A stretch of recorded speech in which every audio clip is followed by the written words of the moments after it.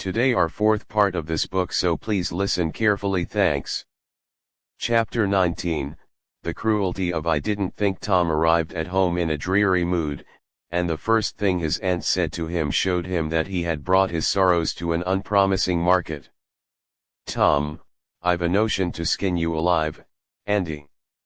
"What have I done?" "Well, you've done enough here. I go over to Serenity Harper like an old softy, expecting I'm going to make her believe all that rubbish about that dream, when lo and behold she'd found out from Joe that you was over here and heard all the talk we had that night. Tom, I don't know what is to become of a boy that will act like that. It makes me feel so bad to think that you could let me go to Serenity Harper and make such a fool of myself and never say a word." This was a new aspect of the thing. His smartness of the morning had seemed to Tom a good joke before, and very ingenious. It merely looked mean and shabby. Now, he hung his head and could not think of anything to say for a moment. Then he said, "Auntie, I wished I hadn't done it, but I didn't think." "Oh child, you never think. You never think of anything but your own selfishness. You could think to come all the way over here from Jackson's Island in the night to laugh at our troubles, and you could think to fool me with a lie about a dream. But you couldn't ever think to pity us and save us from sorrow. Andy, I know now it was mean, but I didn't mean it to be mean. I didn't, honest, and besides I didn't come over here to laugh at you that night. What did you come for then?" "It was to tell you not to be uneasy about us because we hadn't got drowned." Tom, I would be the thankfulest soul in this world if I could believe you ever had as good a thought as that. But you know you never did. And I know it, Tom. Indeed I did. Addie, I wish I may never stir if I didn't." "Oh, Tom, don't lie. Don't do it. It only makes things 100 times worse." "It ain't a lie, Addie. It's the truth. I wanted to keep you from grieving. That was all that made me come. I give the whole world to believe that it would cover up a power of sins. Tom, I'd most be glad you'd run off and acted so bad, but it ain't reasonable, because why didn't you tell me, child?" "Why, you see, when you got to talking about the funeral, I just got all full of the idea of our coming and hiding in the church, and I couldn't somehow bear to spoil it, so I just put the bark back in my pocket and kept." "Mom, what bark?" "The bark I wrote on to tell you we'd gone. I wish now you'd waked up. When I kissed you. I do, honest." The hard lines in his aunt's face relaxed, and a sudden tenderness in her eyes. "Did you kiss me, Tom?" "Why, yes, I did." "Are you sure you did, Tom?" "Why, yes, I did, Auntie." "Certain?" "Sure." "What did you kiss me for, Tom?" "Because I loved you so, and you laid there moaning, and I was so sorry." The words sounded like truth. The old lady could not hide a tremor in her voice when she said, "Kiss me again, Tom, and be off with you to school now, and don't bother me any more." The moment he was gone, she ran to a closet and got out the ruin of a jacket, which Tom had gone pirating in. Then she stopped with it in her hand and said to herself, "No, I don't dare. Poor boy. I reckon he'd lied about it, but it's a blessed lie. There's such a comfort come from it. I hope I know the Lord will forgive him, because it was such good-heartedness in him to tell it, but I don't want to find out. It's a lie. I won't look." She put the jacket away and stood by, musing. A minute, twice she put out her hand to take the garment again, and twice she refrained. Once more she ventured, and this time she fortified herself with the thought, "It's a good lie. It's a good lie. I won't let it grieve me." So she sought the jacket pocket. A moment later, she was reading Tom's piece of bark through the flowing tears and saying, "I forgive the boy now if he'd committed a million sins." End of chapter 19. Chapter 20, Tom takes Becky's punishment. There was something about Aunt Polly's manner when she kissed Tom that swept away his low spirits and made him light-hearted and happy again. He started to school and had the luck of coming upon Becky Thatcher at the head of Meadow Lane. His mood always determined his manner. Without a moment's hesitation, he ran to her and said, "I acted mighty mean today, Becky, and I'm so sorry. I won't ever do that way again as long as I ever live. Please make up, won't you?" The girl stopped and looked at him scornfully in the face. "I'll thank you to keep yourself to yourself, Mr. Thomas Sawyer. I'll never speak to you again." She tossed her head and passed on. Tom was so stunned that he had not even presence of mind enough to say, "Who cares, Miss Smarty?" until the right time to say it had gone by. So he said nothing, but he was in a fine rage. Nevertheless, he moped into the schoolyard wishing she were a boy and imagining how he would trounce her if she were. He presently encountered her and delivered a stinging remark. As he passed, she hurled one in return and the angry breach was complete.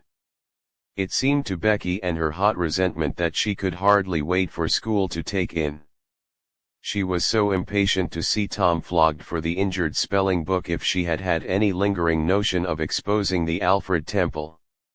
Tom's offensive fling had driven it entirely away. Poor girl! She did not know how fast she was nearing trouble herself. The master, Mr. Dobbins, had reached middle age with an unsatisfied ambition. The darling of his desires was to be a doctor, but poverty had decreed that he should be nothing higher than a village schoolmaster every day. He took a mysterious book out of his desk and absorbed himself in it at times when no classes were reciting. He kept that book under lock and key. There was not an urchin in school but was perishing to have a glimpse of it, but the chance never came. Every boy and girl had a theory about the nature of that book, but no two theories were alike and there was no way of getting at the facts in the case. Now, as Becky was passing by the desk which stood near the door, she noticed that the key was in the lock. It was a precious moment. She glanced around, found herself alone, and the next instant she had the book in her hands. The title page, "Professor, Somebody's Anatomy," carried no information to her mind, so she began to turn the leaves. She came at once upon a handsomely engraved and colored frontispiece, a human figure stark naked. At that moment, a shadow fell on the page and Tom Sawyer stepped in at the door and caught the glimpse of the picture. Becky snatched at the book to close it and had the hard luck to tear the pictured plate. Half down the middle, she thrust the volumes into the desk, turned the key and burst out crying with shame and passion. "Tom Sawyer, you are just as mean as you can be to sneak up on a person and look at what they're looking at. How could I know you was looking at anything? You ought be ashamed of yourself, Tom Sawyer. You know you're going to tell on me, and what shall I do? What shall I do? I'll be whipped, and I never was whipped in school." Then she stamped her little foot and said, "Be so mean. If you want to, I know something that's going to happen. You just wait and you'll see. Hateful, hateful, hateful," and she flung out of the house with a new explosion of crying. Tom stood still, rather flustered by this onslaught. Presently, he said to himself, "What a curious kind of a fool a girl is, never been licked in school. Shucks, what's a licking that's just like a girl? They're so thin-skinned and chicken-hearted. Well, of course, I ain't going to tell old Dobbins on this little fool because there's other ways of getting even on her that ain't so mean, but what of it? Old Dobbins will ask who it was tore his book. Nobody will answer. Then he'll do just the way he always does. Ask first one and then t'other, and when he comes to the right girl, he'll know it without any telling. Girls' faces always tell on them, they ain't got any backbone. She'll get licked. Well, it's a kind of a tight place for Becky Thatcher because there ain't any way out of it." Tom conned the thing a moment longer and then added, "All right, though she'd like to see me in such a fix, let her sweat it out." Tom joined the mob of skylarking scholars outside. In a few moments, the master arrived in school, took in. Tom did not feel a strong interest in his studies. Every time he stole a glance at the girl's side of the room, Becky's face troubled him, considering all things he did not want to pity her, and yet it was all he could do to help it. He could get up no exaltation that was really worthy. The name presently, the spelling book discovery was made, and Tom's mind was entirely full of his own matters. For a while after that, Becky roused up from her lethargy of distress and showed good interest in the proceedings. She did not expect that Tom could get out of his trouble by denying that he spilt the ink on the book himself, and she was right. The denial only seemed to make the thing worse for Tom. Becky supposed she would be glad of that, and she tried to believe she was glad of it, but she found she was not certain. When the worst came to the worst, she had an impulse to get up and tell on Alfred Temple, but she made an effort and forced herself to keep still, because, said she to herself, "He'll tell about me tearing the book. Sure, I wouldn't say a word not to save his life." Tom took his whipping and went back to his seat, not at all broken-hearted, for he thought it was possible that he had unknowingly upset the ink on the spelling book himself in some skylarking bout. He had denied it for form's sake and because it was custom, and had stuck to the denial from principle. A whole hour drifted by. The master sat nodding in his throne. The air was drowsy with the hum of study by and by. Mr. Dobbins straightened himself up, yawned, and then unlocked his desk and reached for his book, but seemed undecided whether to take it out or leave it. Most of the pupils glanced upwardly, but there was two among them that watched his movements with intent eyes. Mr. Dobbins fingered his book absently for a while, then took it out and settled himself in his chair to read. Tom shot a glance at Becky. He had seen a hunted and helpless rabbit look as she did with a gun leveled at its head. Instantly he forgot his quarrel with her. Quick. Something must be done in a flash too, but the very imminence of the emergency paralysed his invention. Good. He had an inspiration. He would run and snatch the book, spring through the door and fly, but his resolution shook for one little instant and the chance was lost. The master opened the volume. If Tom only had the wasted opportunity back again.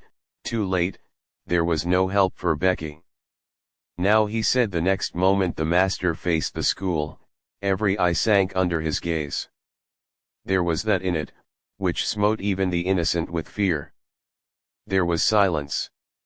While one might count 10, the master was gathering his wrath.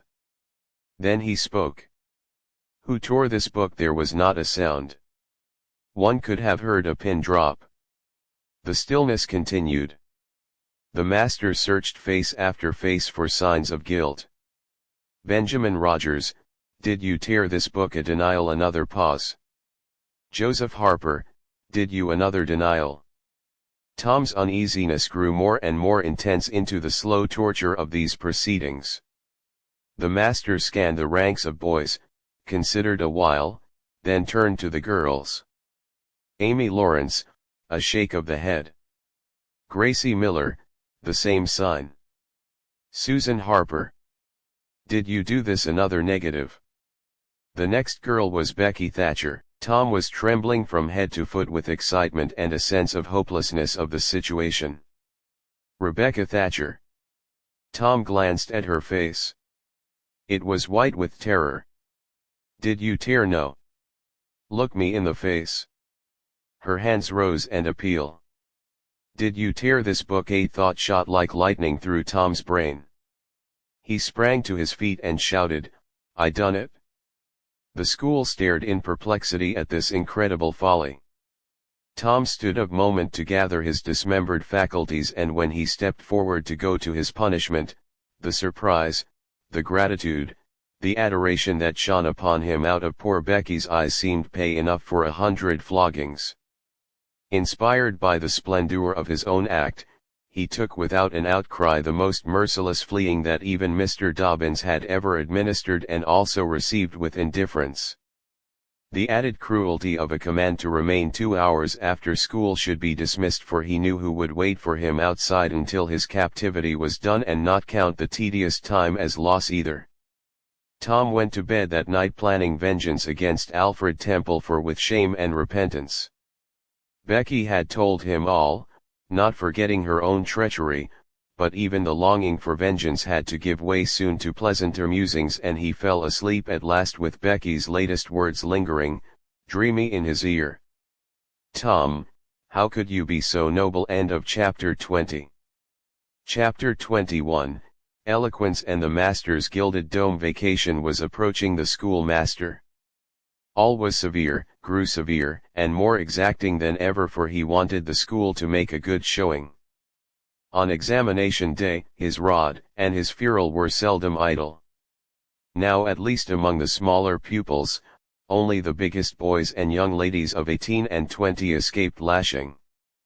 Mr. Dobbins' lashings were very vigorous ones too, for although he carried under his wig a perfectly bald and shiny head, he had only reached middle age, and there was no sign of feebleness in his muscle. As the great day approached, all the tyranny that was in him came to the surface. He seemed to take a vindictive pleasure in punishing the least shortcomings. The consequence was that the smaller boys spent their days in terror and suffering, and their nights in plotting revenge. They threw away no opportunity to do the master of mischief, but he kept ahead all the time. The retribution that followed every vengeful success was so sweeping and majestic that the boys always retired from the field badly worsted.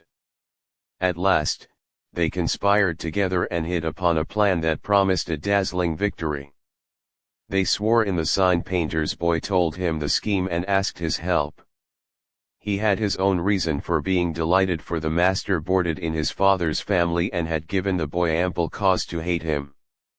The master's wife would go on a visit to the country in a few days, and there would be nothing to interfere with the plan. The master always prepared himself for great occasions by getting pretty well fuddled, and the sign painter's boy said that when the dominie had reached the proper condition on examination evening, he would manage the thing while he napped in his chair.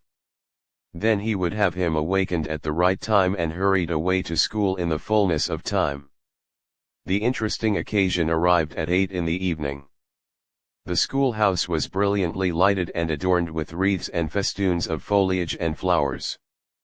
The master sat thrown in his great chair upon a raised platform with his blackboard behind him. He was looking tolerably mellow. 3 rows of benches on each side and 6 rows in front of him were occupied by the dignitaries of the town and by the parents of the pupils.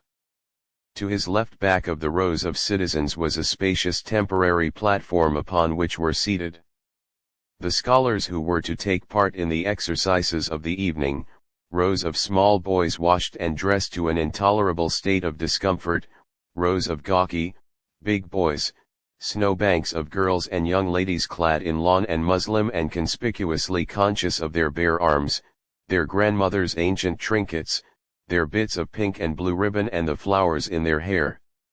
All the rest of the house was filled with non-participating scholars. The exercises began. A very little boy stood up and sheepishly recited, "You'd scarce expect one of my age to speak in public on the stage, etc., accompanying himself with the painfully exact and spasmodic gestures, which a machine might have used. Supposing the machine to be a trifle out of order, but he got through safely though cruelly scared, and got a fine round of applause when he made his manufactured bow and retired. A little shame-faced girl, lisped Mary had a little lamb, etc., performed a compassion-inspired curtsy, got her meed of applause and sat down flushed and happy. Tom Sawyer stepped forward with conceited confidence and soared into the unquenchable and indestructible. "Give me liberty or give me death" speech with fine fury and frantic gesticulation, and broke down in the middle of it. A ghastly stage fright seized him. His legs quaked under him and he was like to choke true. He had the manifest sympathy of the house, but he had the house's silence too, which was even worse than its sympathy. The master frowned, and this completed the disaster. Tom struggled a while and then retired, utterly defeated. There was a weak attempt at applause, but it died. The boys stood on the burning deck, followed also the Assyrian came down and other declamatory gems. Then there were reading exercises and a spelling fight. The meager Latin class recited with honor. The prime feature of the evening was in order now. Original compositions by the young ladies. Each in her turn stepped forward to the edge of the platform, cleared her throat, held up her manuscript, tied with dainty ribbon, and proceeded to read with labored attention to expression and punctuation. The themes were the same that had been illuminated upon similar occasions by their mothers, before them, their grandmothers, and doubtless all their ancestors in the female line. Clear back to the Crusades. Friendship was one, memories of other days. Religion in history, dreamland, the advantages of culture, forms of political government compared and contrasted, melancholy, filial love, heart longings, etc., etc. A prevalent feature in these compositions was a nursed and petted melancholy. Another was a wasteful and opulent gush of fine language. Another was a tendency to loo in by the airs, particularly prized words and phrases until they were worn entirely out. And a peculiarity that conspicuously marked and marred them was the inveterate and intolerable sermon that wagged its crippled tail at the end of each and every one of them. No matter what the subject might be.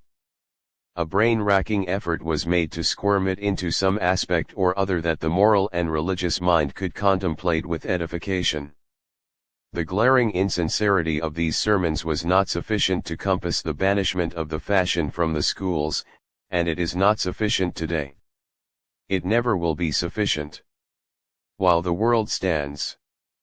Perhaps there is no school in all our land where the young ladies do not feel obliged to close their compositions with a sermon, and you will find that the sermon of the most frivolous and the least religious girl in the school is always the longest and the most relentlessly pious. But enough of this homely truth is unpalatable. Let us return to the examination.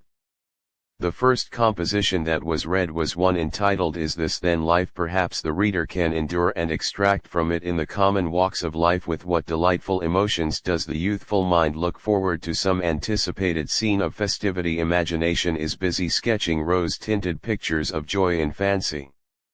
The voluptuous rotary of fashion sees herself amid the festive throng, the observed of all observers. Her graceful form arrayed in snowy robes is whirling through the mazes of the joyous. Her eye is brightest. Her step is lightest. In the gay assembly, in such delicious fancies time quickly glides by and the welcome hour arrives for her entrance into the alien world of which she has had such bright dreams.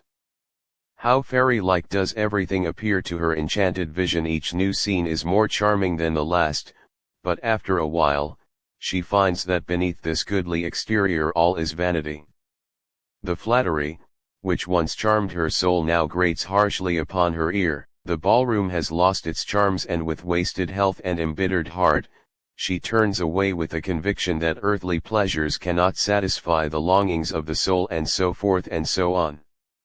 There was a buzz of gratification from time to time during the reading, accompanied by whispered ejaculations of how sweet, how eloquent, so true, etc.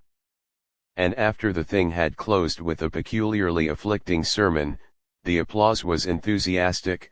Then arose a slight melancholy girl whose face had the interesting paleness that comes of pills and indigestion, and read a poem. 2 stanzas of it will do: A Missouri Maiden's Farewell to Alabama. Alabama, goodbye. I love thee well, but yet for a while do I leave thee now. Sad, yes. Sad thoughts of my heart to swell, and burning recollections throng my brow, for I have wandered through thy flowery woods, have roamed and read near Osa's stream, have listened to Tally's warring floods, and wooed on Osa's side Aurora's beam.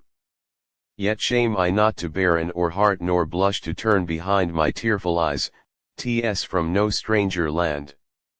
I now must part ti to no strangers left. I yield these sigh. Welcome and home. Were mine within the state whose veils I leave, whose spires fade fast from me, and cold must be mine eyes and heart and tet. When, dear Alabama, they turn cold on thee. There were very few there who knew what tet meant, but the poem was very satisfactory.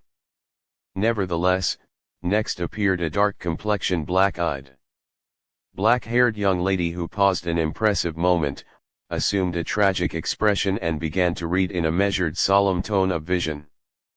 Dark and tempestuous was night around the throne on high, not a single star quivered, but the deep intonations of the heavy thunder constantly vibrated upon the ear. Whilst the terrific lightning revelled in angry mood through the cloudy chambers of heaven, seeming to scorn the power exerted over its terror by the illustrious Franklin.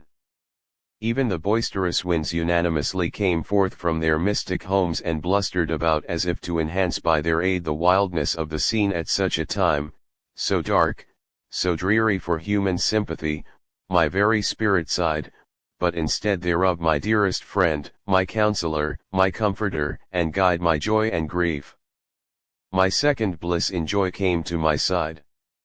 She moved like one of those bright beings pictured in the sunny walks of fancy's Eden by the romantic and young, a queen of beauty unadorned save by her own transcendent loveliness. So soft was her step.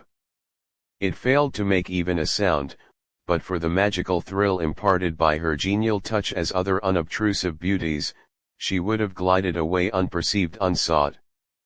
A strange sadness rested upon her features like icy tears upon the robe of December as she pointed to the contending elements without and bade me contemplate. The two beings presented this nightmare, occupied some 10 pages of manuscript and wound up with a sermon so destructive of all hope to non-Presbyterians that it took the first prize. This composition was considered to be the very finest effort of the evening.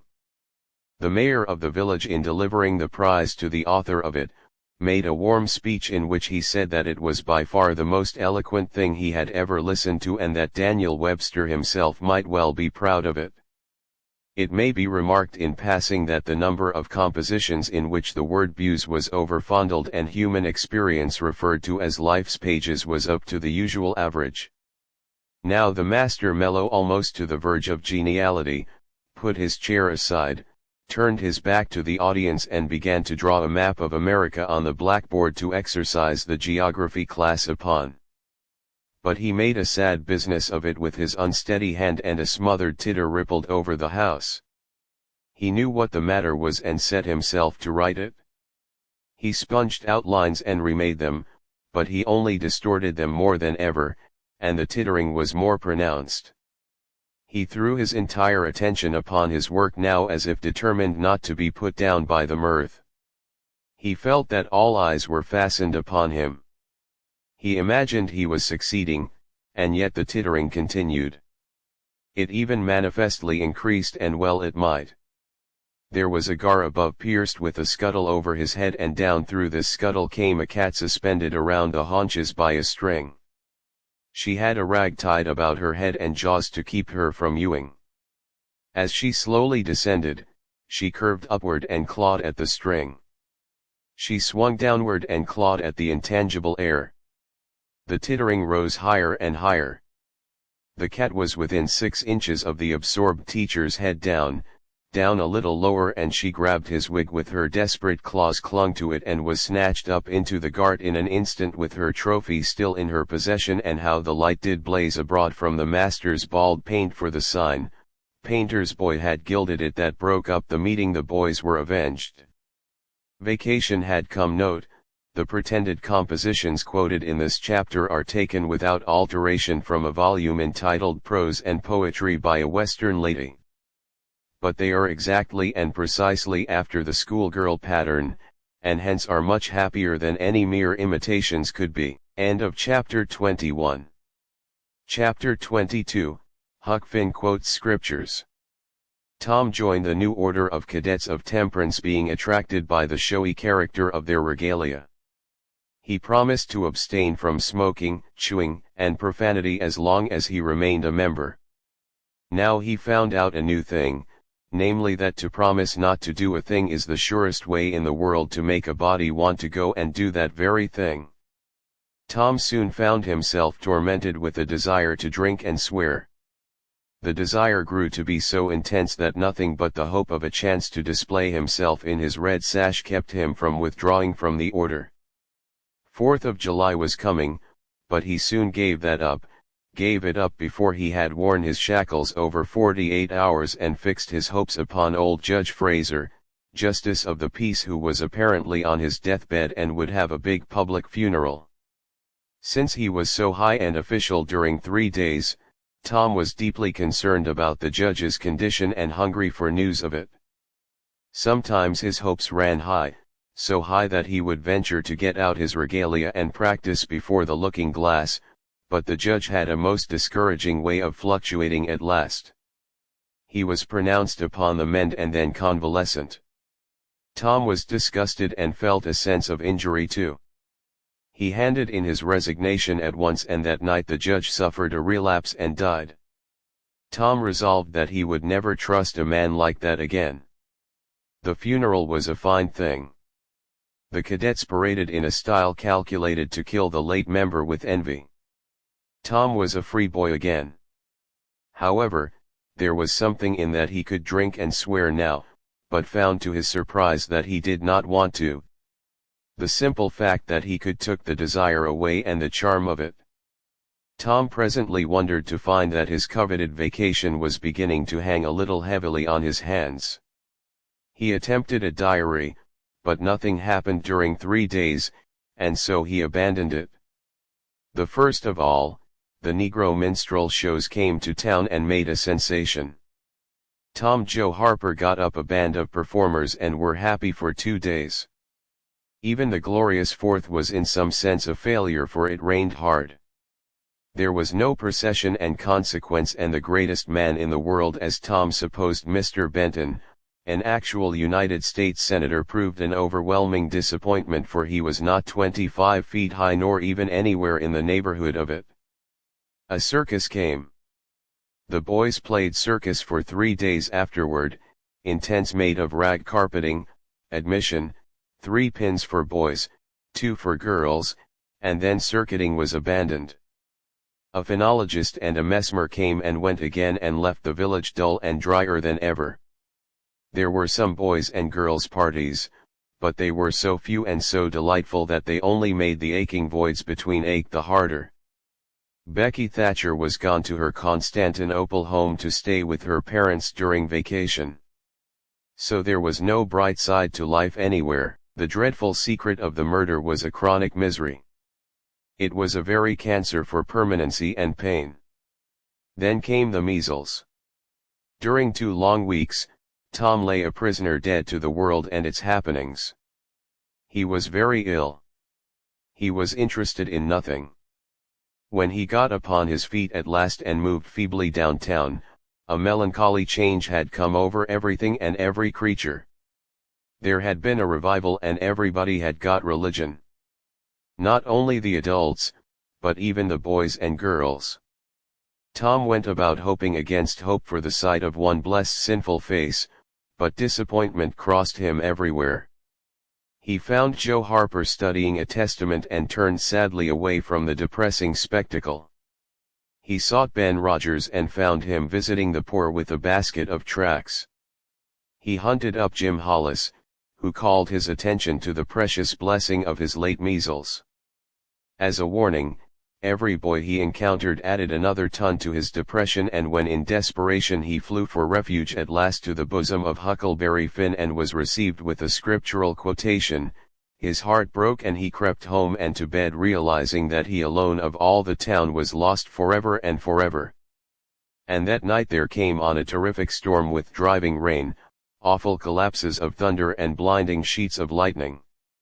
He covered his head with his bedclothes and waited in a horror of suspense for his doom.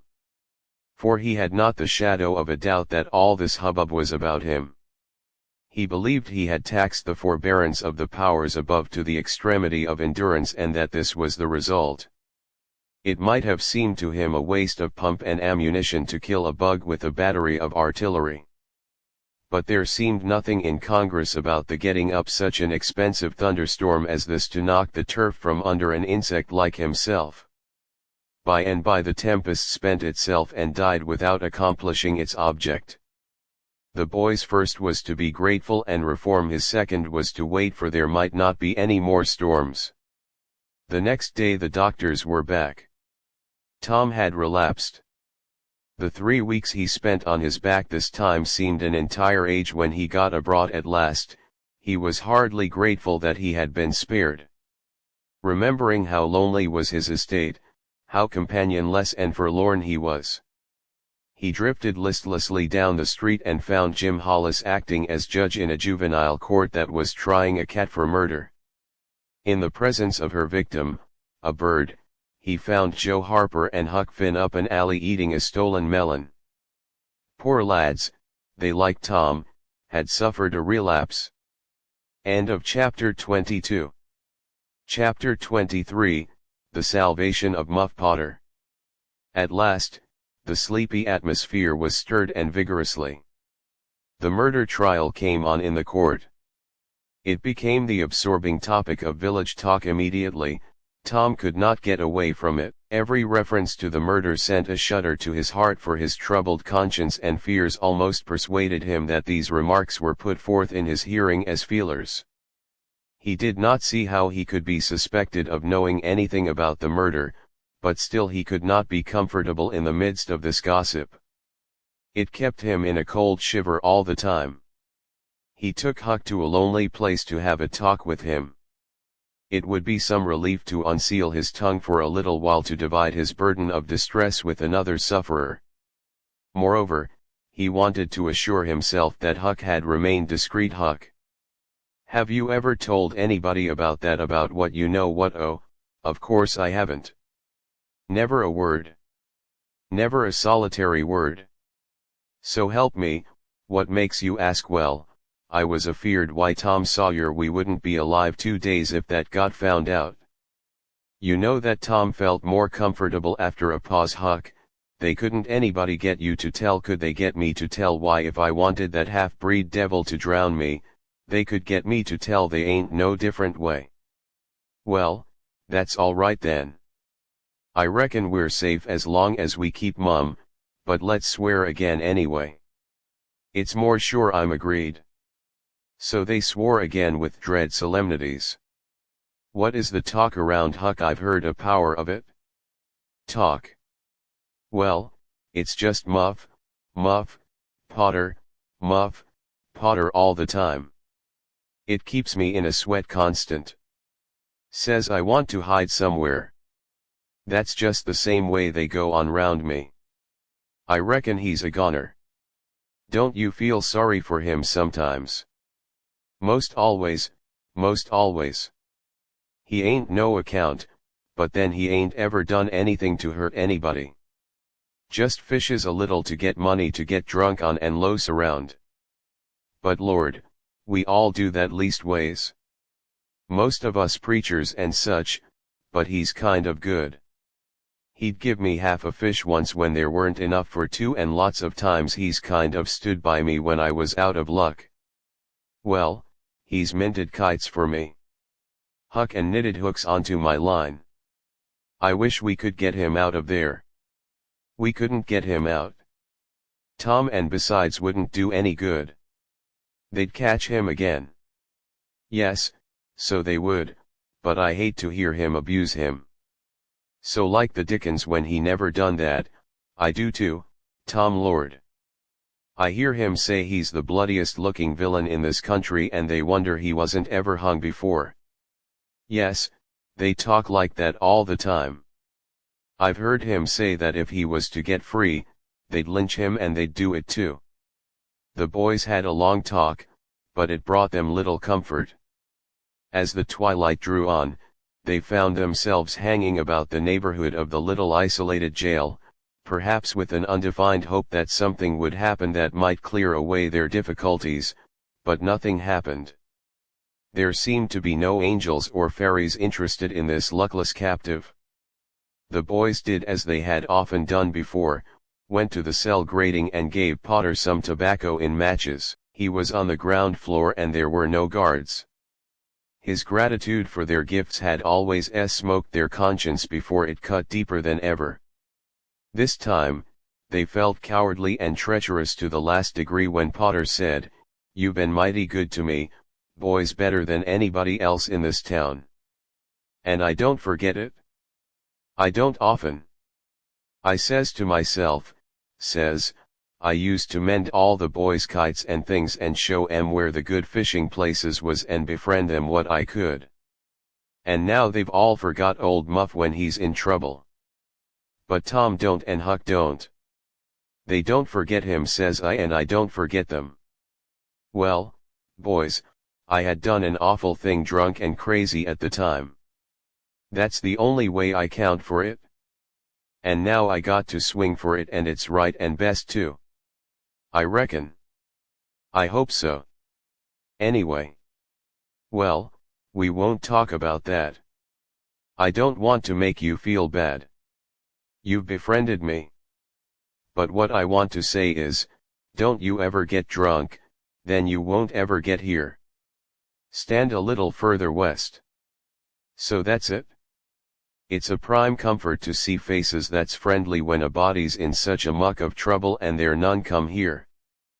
But Jorn, good friendly faces, good friendly faces. Get up on one other's backs and let me touch 'em. That's it? Shake hands. Urinal come through the bars, but mine's too big, little hands and weak, and they've helped Muff Potter a power and they'd help him more if they could. Tom went home miserable and his dreams that night were full of horrors. The next day and the day after, he hung about the courtroom, drawn by an impossibly irresistible impulse to go in, but forcing himself to stay out. Huck was having the same experience. They studiously avoided each other, each wandered away from time to time, but the same dismal fascination always brought them back. Presently, Tom kept his ears open. When Idler sauntered out of the courtroom, but invariably heard distressing news, the toils were closing more and more relentlessly around poor Potter. At the end of the second day, the village talk was to the effect that Injun Joe's evidence stood firm and unshaken and that there was not the slightest question as to what the jury's verdict would be. Tom was out late that night and came to bed through the window. He was in a tremendous state of excitement. It was hours before he got to sleep. All the village flocked to the courthouse the next morning, for this was to be the great day. Both sexes were about equally represented in the packed audience. After a long wait, the jury filed in and took their places. Shortly afterward, Potter, pale and haggard, timid and hopeless, was brought in with chains upon him and seated where all the curious eyes could stare at him. No less conspicuous was Injun Joe, stalled as ever. There was another pause and then the judge arrived and the sheriff proclaimed the opening of the court. The usual whisperings among the lawyers and gathering together of papers followed these details, and accompanying delays worked up an atmosphere of preparation that was as impressive as it was fascinating.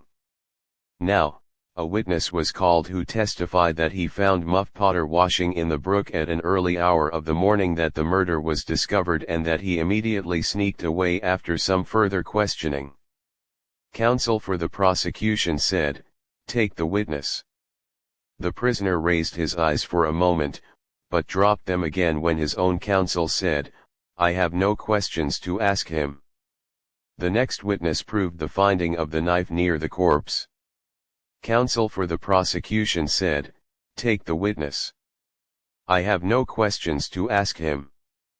Potter's lawyer replied. A third witness swore he had often seen the knife in Potter's possession. "Take the witness." Counsel for Potter declined to question him. The faces of the audience began to betray annoyance. Did this attorney mean to throw away his client's life without an effort? Several witnesses deposed concerning Potter's guilty behavior. When brought to the scene of the murder, they were allowed to leave the stand without being cross questioned every detail of the damaging circumstances that occurred in the graveyard upon that morning, which all present remembered so well, was brought out by credible witnesses, but none of them were cross-examined by Potter's lawyer. The perplexity and dissatisfaction of the House expressed itself in murmurs and provoked a reproof from the bench. Counsel for the prosecution now said by the oaths of citizens whose simple word is above suspicion: "We have fastened this awful crime beyond all possibility of question upon the unhappy prisoner at the bar. We rest our case here."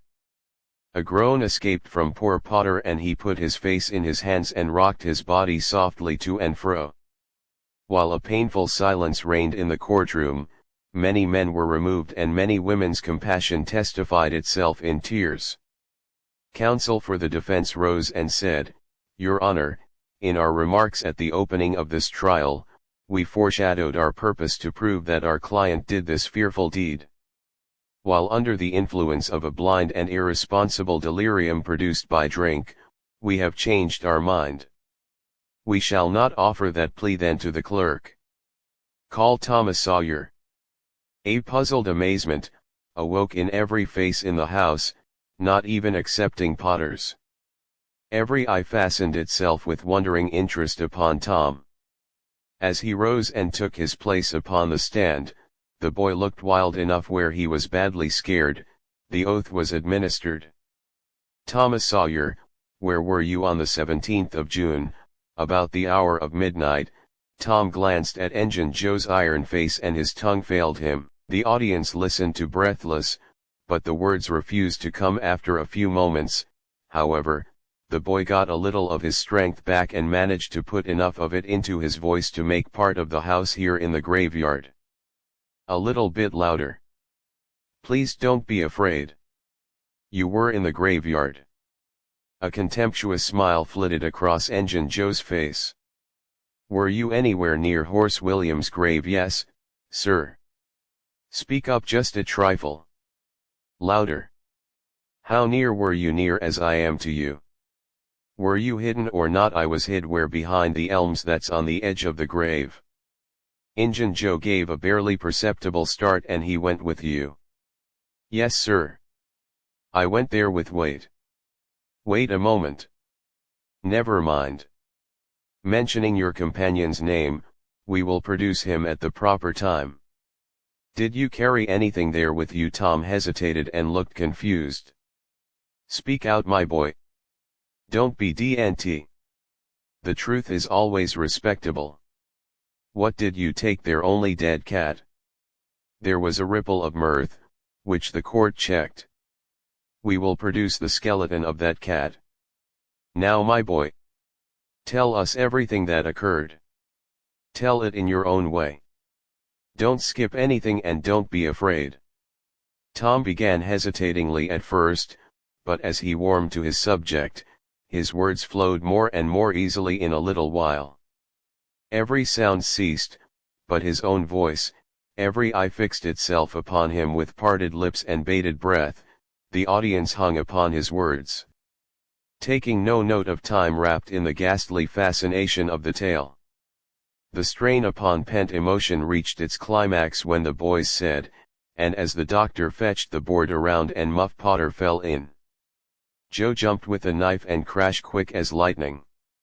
The half-breed sprang for a window, tore his way through all opposers and was gone.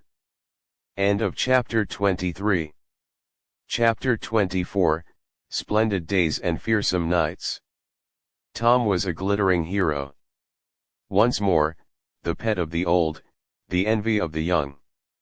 His name even went into immortal print, for the village paper magnified him.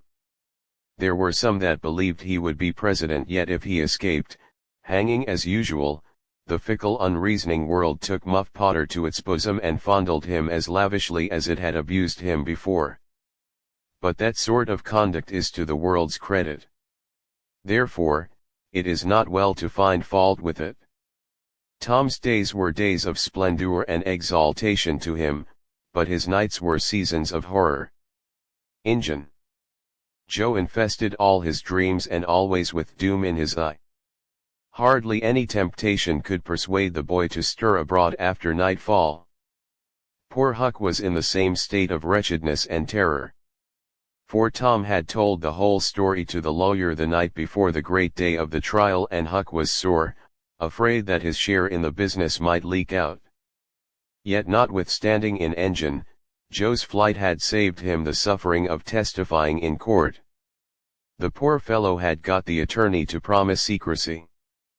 But what of that, since Tom's harassed conscience had managed to drive him to the lawyer's house by night and wring a dread tale from lips that had been sealed with a dismal and most formidable of oath, Huck's confidence in the human race was well nigh obliterated. Daily Muff Potter's gratitude made Tom glad he had spoken, but nightly he wished he had sealed up his tongue. Half the time Tom was afraid in engine Joe would never be captured, the other half he was afraid he would be. He felt sure he never could draw a safe breath again until that man was dead. And he had seen the corpse rewards had been offered. The country had been scoured. But no, in Joe was found one of those omniscient and awe-inspiring marvels. A detective came up from St. Louis, MOED around, shook his head, looked wise, and made that sort of astounding success which members of the craft usually achieve. That is to say, he found a clue, but you can't hang a clue for murder. And so after that, detective had got through and gone home. Tom felt just as insecure as he was before the slow days drifted on, and each left behind it a slightly lightened weight of apprehension. End of chapter 24. Please like, share and subscribe my channel. Thanks.